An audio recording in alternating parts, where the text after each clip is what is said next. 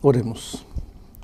Pai querido, vamos abrir a Tua Palavra agora e queremos fazê-lo com a certeza de que Teu Espírito está conosco, iluminando nosso entendimento. Em nome de Jesus, amém. Amém. Hoje vamos a estudar o tema da criação.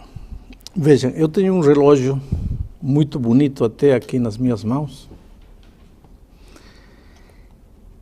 Vocês achariam que eu estou louco se eu disser para vocês que este relógio apareceu assim de repente, ao longo de milhões de anos, um pedaço de couro juntou-se com outro, um parafusinho juntou-se com outro, apareceu um pedaço de vidro, os ponteiros, o segundero, a fivela, e que isso foi fruto de milhões e milhões de anos até aparecer um relógio perfeito.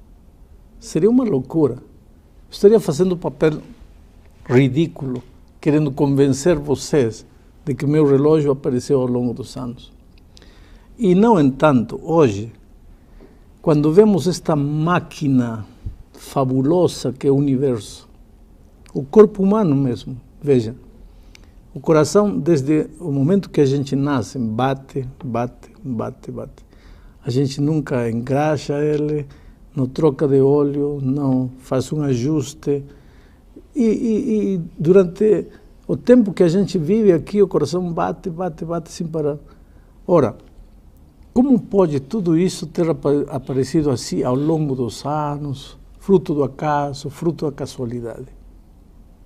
Eu tenho um texto bíblico para começar nosso estudo hoje.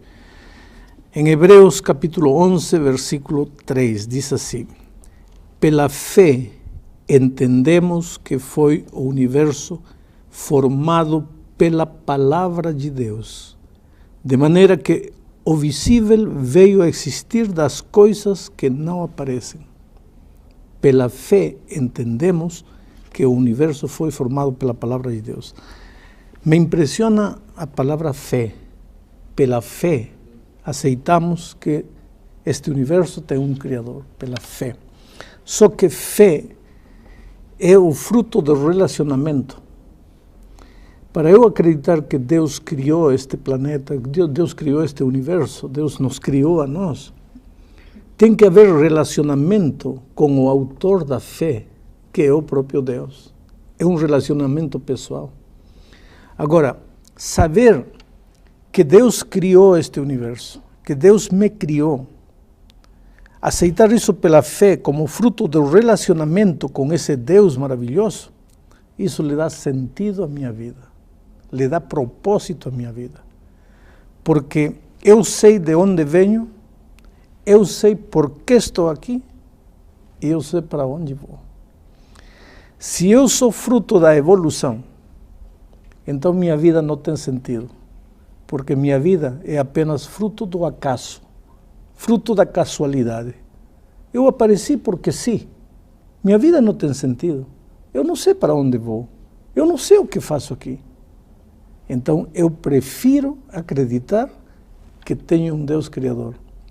Prefiro acreditar porque ao relacionar-me com Ele, aparece a fé, e por essa fé eu, embora não vejo, embora não possa tocar, eu sei que há um Deus Criador controlando o universo e controlando a minha vida.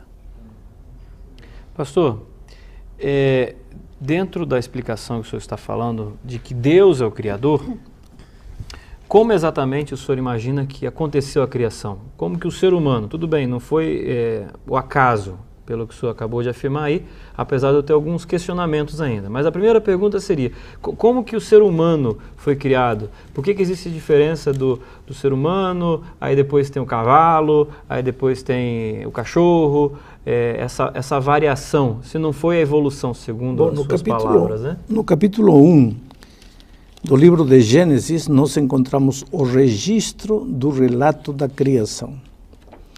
Começa dizendo, no princípio criou Deus os céus e a terra. E depois vem o relato. Quando Deus criou os astros, quando criou as plantas, quando criou os animais, finalmente o ser humano como a coroa da criação. E quanto tempo faz isso? O senhor tem nos seus cálculos aí, vamos colocar tempo agora, né? Biblicamente, Da criação a hoje, temos um pouquinho mais de 6.000 anos.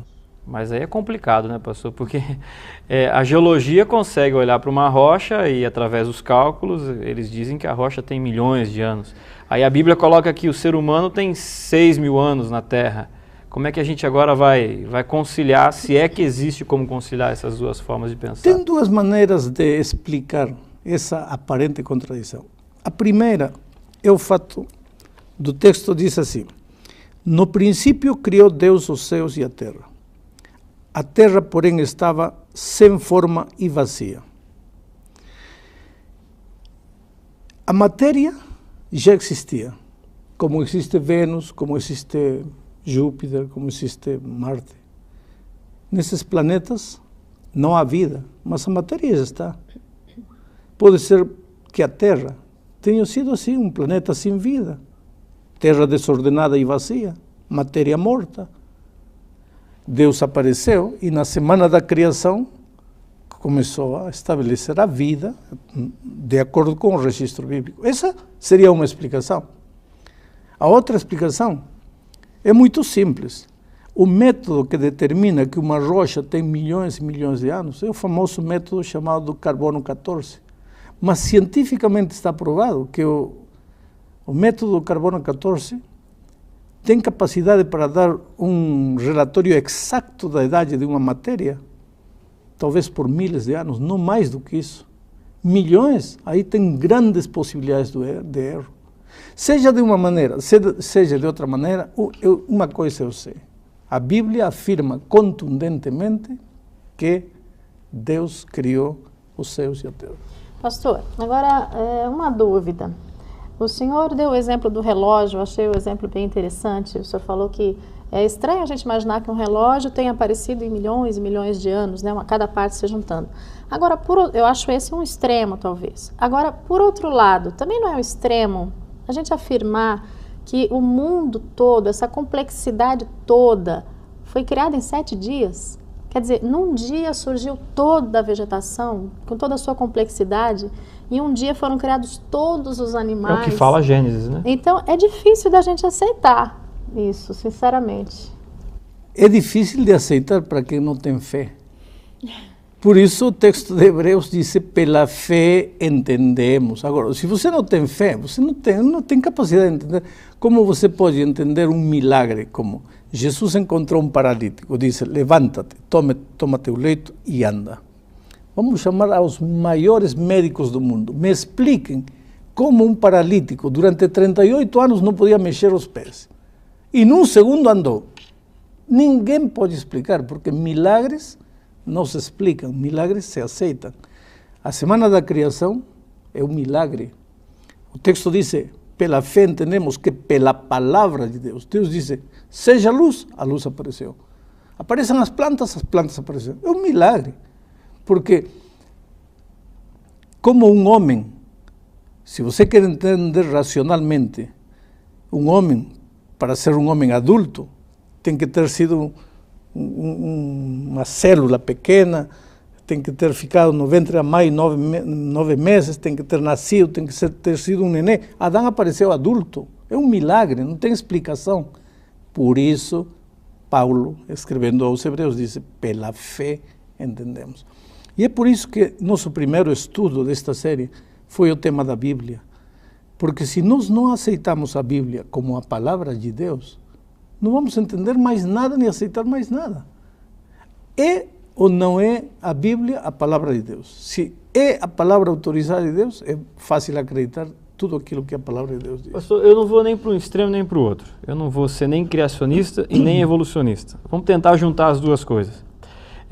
Existe Deus e ele utilizou do processo da evolução, grandes períodos de tempo, vamos dizer assim, que ele estava ali na coordenação. Eu posso entender dessa forma também? Por exemplo, Gênesis como um livro alegórico, cada dia talvez um período grande de milhões, bilhões de anos, e Deus olhando para isso e talvez até dirigindo, tá? Mas não dias literais de 24 horas. Eu posso entender dessa forma? Vou ler o que disse aqui, Gênesis 1:4.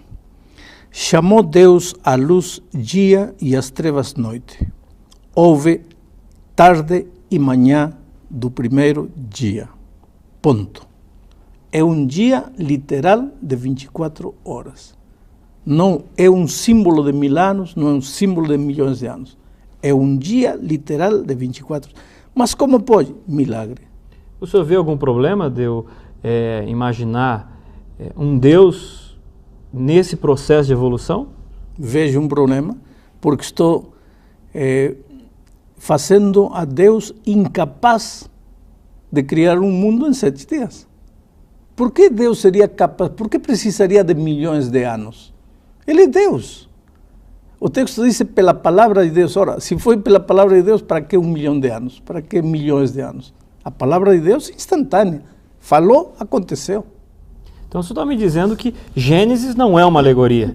Porque me permita não dizer algumas denominações, mas grande parte delas hoje olha para Gênesis como uma alegoria e não de fato, né? O que o senhor me mostra em Gênesis falando assim, não, Gênesis é um livro verdadeiro, inspirado e não simplesmente uma fábula de como no passado as pessoas imaginavam ou imaginaram que seria a criação. O problema do ser humano é que quer humanizar a Deus, quer fazê-lo um Deus pequeno.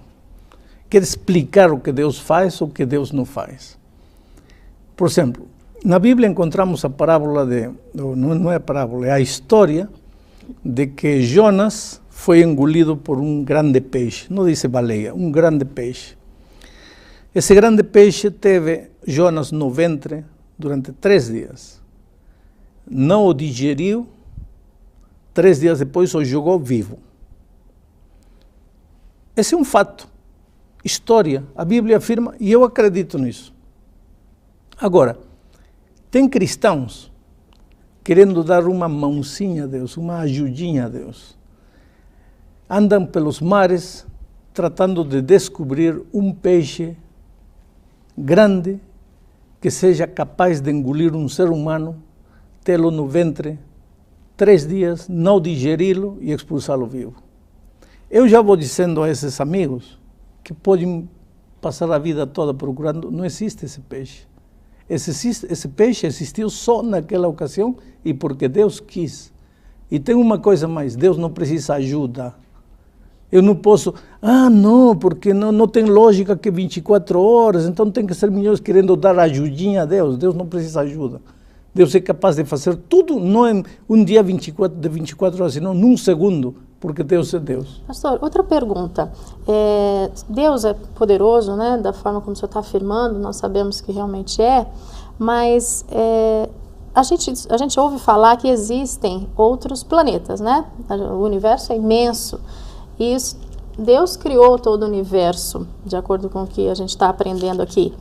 Então, existe vida nos outros planetas? Às vezes aparecem, a gente vê na televisão, né, uma pessoa que viu um extraterrestre aqui, um extraterrestre ali.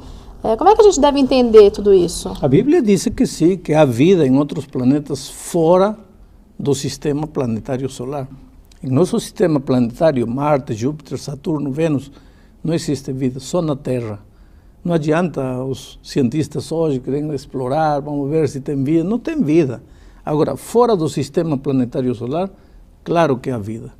E tenho um texto aqui em Jó que quero ler para vocês. Capítulo 1, versículo 6, diz: num dia em que os filhos de Deus vieram apresentar-se perante o Senhor, veio também Satanás entre eles. Que filhos de Deus eram esses? Seres não caídos de outros planetas. Agora, esses seres vêm a esta terra em ovnis, em pratos voadores. Não, de fato, esses seres são seres que não caíram no pecado. E eles não estão vindo a esta terra visitar. Esse é um outro tema, não vamos a tocar agora, não vamos a desviar-nos no tema. Mas a Bíblia afirma que sim, há vida em outros planetas.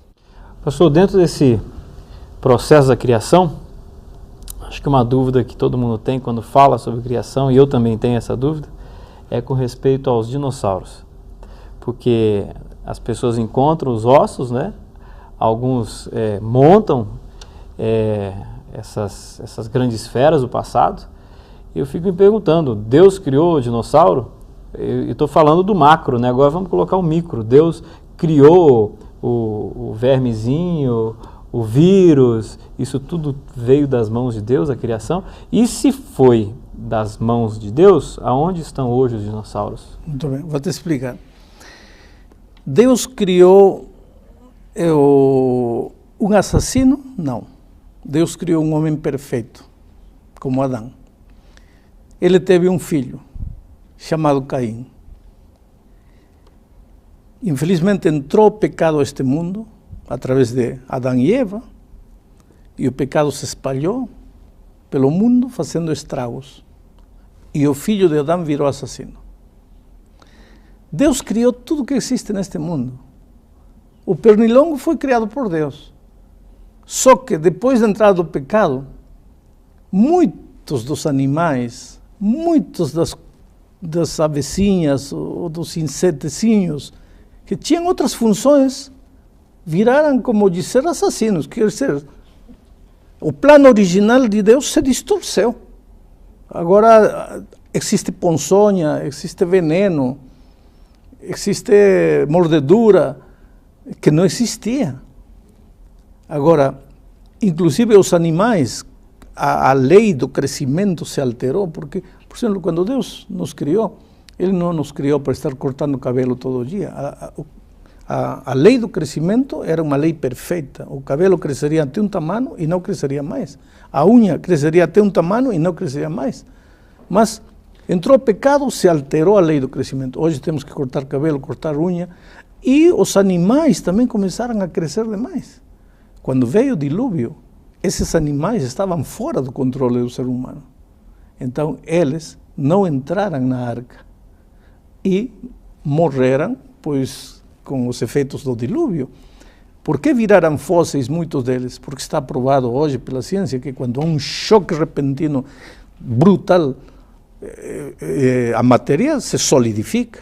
Isso pode ser fazer hoje em um laboratório perfeitamente. E os fósseis que encontramos por aí é uma prova de que houve dilúvio. Que também há muita gente que, assim como não crê na criação, não crê no dilúvio, mas esses fósseis que são achados hoje são uma prova contundente de que houve dilúvio. Pastor, mais uma questão, que agora o senhor falando aí me fez pensar no seguinte: o senhor mencionou aí mudanças que houveram em função do pecado, né? Animais tiveram sua estrutura modificada, enfim. E com relação ao ser humano, como é que foi? Porque se a criação foi 7 dias literais, Deus fez um casal inicialmente, né? Adão e Eva, quer dizer, a raça humana partiu deles. Então, os seus filhos tiveram que casar entre si. Hoje, se isso acontecer, vai dar uma aberração, né? Mas naquele tempo... Só que eram seres perfeitos. Seres perfeitos. Por que hoje daria uma aberração? Justamente pela degeneração da raça humana. Naquele tempo, os seres humanos eram perfeitos. Inclusive, quando o pecado entrou, eram quase perfeitos. Cada vez se tornaram menos perfeitos, menos perfeitos. No coração de Adão não havia lugar para ódio, orgulho, essas coisas, até ele aceitar voluntariamente isso. Hoje nós somos remédio, caricatura do que era Adão e Eva, mas estamos chegando ao fim deste estudo e eu gostaria de dizer aos amigos que estão nos assistindo aí, de repente você em algum momento se pergunta: o que estou fazendo nesta vida? Nada dá certo, está tudo errado, sofrimento, falta de emprego, miséria, solidão, traição. O que estou fazendo nesta vida? Eu te digo uma coisa, espera aí. Se você voltar os olhos para Deus, vai ver que você é fruto do amor de Deus. Sabe por que está vivo você? Porque Deus te ama. Porque Deus permitiu que você viesse este mundo. E se Deus permitiu que você viesse este mundo, é porque Ele tem um plano maravilhoso para a tua vida. E talvez você diga: mas pastor, qual plano? Olha a minha vida, qual plano? É que o plano que Deus tem para você está aqui na palavra de Deus. E a única maneira de você ser feliz é descobrir qual é o plano que Deus tem para você e seguir esse plano. Eu vou estar orando para que Deus te ajude a descobrir as grandes verdades bíblicas e que estas grandes verdades se façam realidade na tua experiência.